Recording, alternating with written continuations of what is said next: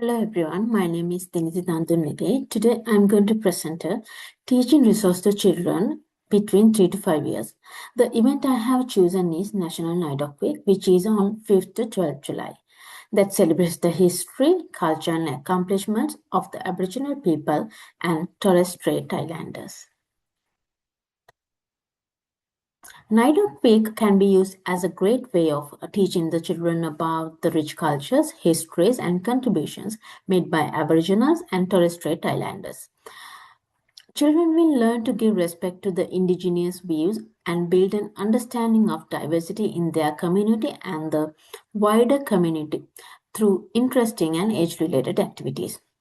Through the play-based learning at such an age, a teacher can have significant experiences that are enjoyable and informative. This practice is very consistent with the earliest learning framework, especially belonging, being, and becoming. The supplies of the given activity will consist of red, black, and yellow paint, white paper, paint trays, brushes and sponges, and water and wipes to clean up easily. These colors have been selected because they mirror the ones in the original flag, and it has served to make a significant link to the indigenous culture in the activity. The entire material was obtained through the available resources in the classroom, and the activity thus was feasible and economical to perform by the teachers. The colors are non-toxic, and the children can safely handle them since the colors are healthy and safe. Also, the materials used are well known and readily available, which makes the children feel proud and self-reliant as they go through with the experience. The availability of the wipes and water will facilitate the hygienic process and will make children self-cleaning and caring of their surroundings, which will help them become independent and attentive to their environment. Hands-on sensory play supports early childhood learning. The colors used represent the Aboriginal flag, black for Aboriginal people, red for the land, and yellow for the sun. This encourages creativity and cultural awareness. First, I prepared the workspace and materials. Then I applied paint onto hand using red, black, and yellow colors. During this part of the activity, children will be invited to make handprints with the help of paint and paper.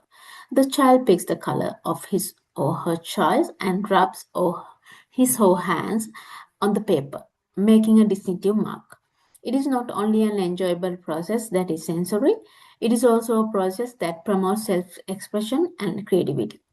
The handprints also depict the uniqueness of every child in that each one is unique and important. In doing that, they start to be aware of themselves as well as acknowledge how their efforts are part of a bigger group display. Moreover, it is an activity that promotes fine motor skills, hand-eye coordination, and exploration of senses. This learning will be tailored to instill indigenous view in a significant and age-sensitive manner. In the course of the activity, the meaning of the Aboriginal flag and its meaning are introduced to children. I will elaborate that there is a meaning behind every color of the flag and the land, the sun, and the Aboriginals. With this conversation, children will start having an early realization on cultural identity, respect, and diversity. The exercise also facilitates children to consider the identity of children themselves and the position they hold within the family and the community and classroom. When the handprint activity is associated with the idea of identity, children will be able to correlate their personal experiences with the general cultural concepts. This helps in building empathy and respect towards other people. The learning plan is consistent with the early childhood framework because it advocates inclusiveness, cultural sensitivity, and high sense of belonging to all children. I will make use of various purposeful teaching methods to facilitate the learning of children in the course of the activity. To begin with, scaffolding will be applied by giving directions and assistance to each child according to their level of comprehension by progressively allowing them to be independent. Another important strategy is modeling, where I will show students how to make handprints, discuss identity in simple and understandable language. This would assist in learn to know expectations and make them feel confident and attentive. I will also employ positive reinforcement to establish a good and favorable learning atmosphere where the efforts and creativity of children are praised. This is used to develop their self esteem and motivation.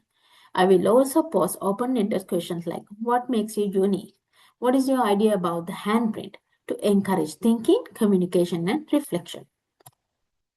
To sum up, the given activity is an effective means of helping children to be more inventive and self expressive and more culturally aware that engaging them in a meaningful and interactive learning process. The handprint exercise allowed the children to discover their own individuality as well as the collective aspect of a group outcome to understand that everybody is a part of the group and is appreciated.